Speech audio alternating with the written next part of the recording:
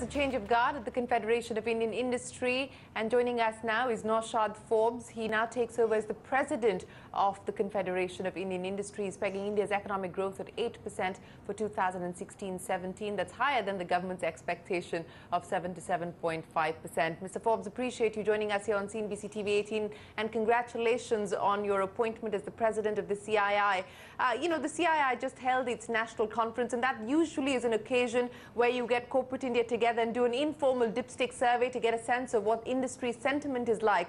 Some signs of a turnaround, of a recovery visible now, but what is your sense from your conversations with your peers? The sector where we've seen the greatest recovery and most progress is in road construction, where many developers have been reporting for some time now that projects are have not just been awarded, but are moving on the ground. The deployment is happening.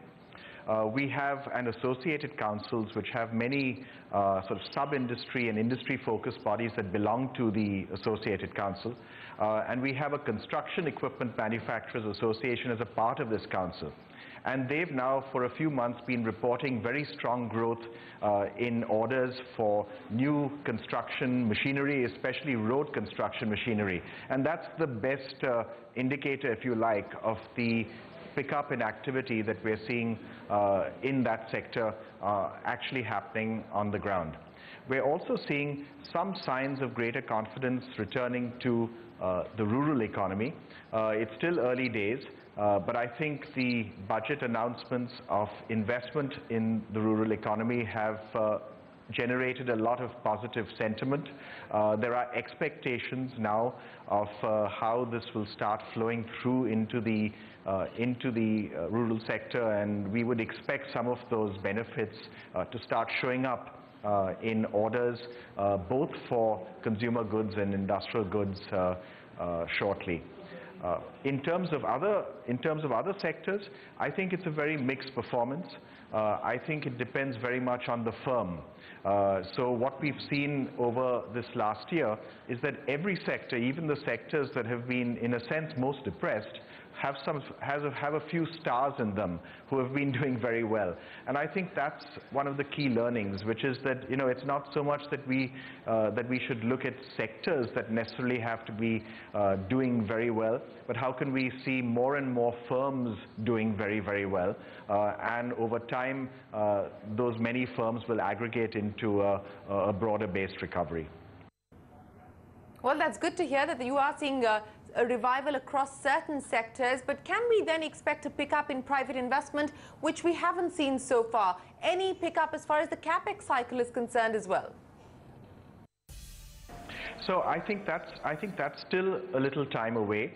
I think most firms still also report having adequate capacity in place. So I think the concern very much is on the demand side. I think the first step is really to see a recovery in demand. That now seems to have started. That recovery in demand has to flow through consistently for a period of time before it absorbs all of the existing capacity that's in place. Once that happens, then I think firms will start committing fresh investment for additional capacity. That's, I think, still some months away. Okay, so let me ask you about the pain points then.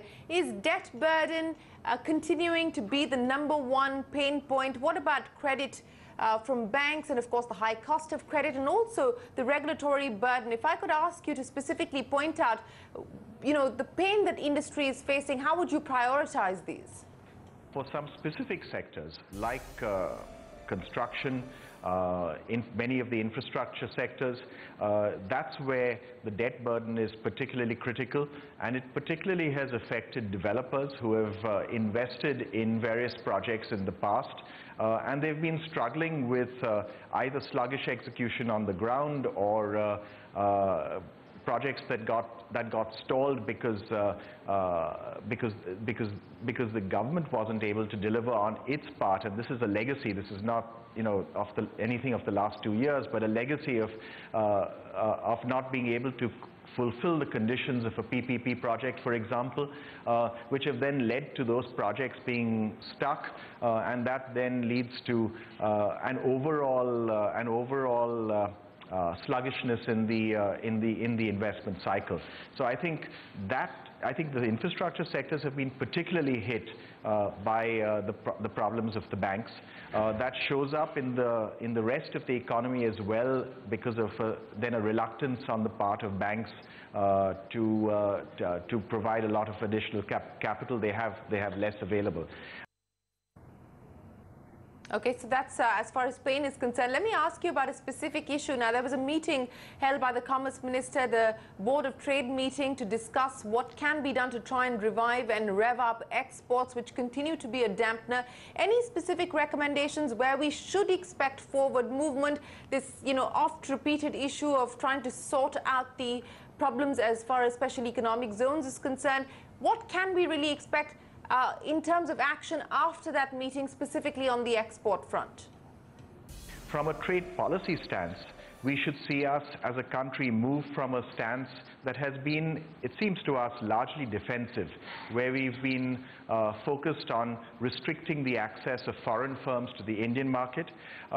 That's okay, but we should be much more outward-looking, we feel, and we should be much more focused on how we can increase the access of Indian firms to foreign markets that are of interest to us. How do we grow hundreds or thousands of Indian multinationals, of multinationals with Indian roots, homegrown multinationals? That has to be our goal. And to that end, we then had a few recommendations.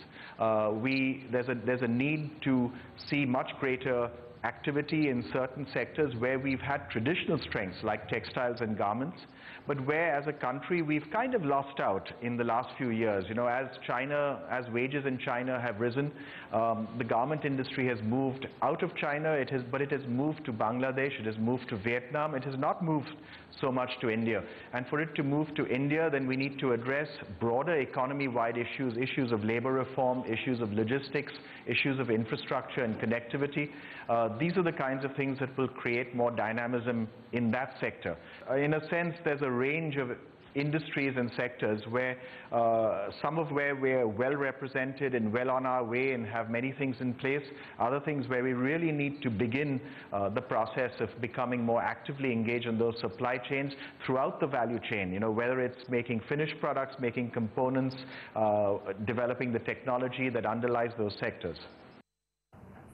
All right, so let's hope that we do see a revival and a pickup even on the export front. Thank you very much for articulating what the mood of the economy is and what your priorities will be as CII President. Naushad Forbes, it's been a pleasure. Well, that's it then.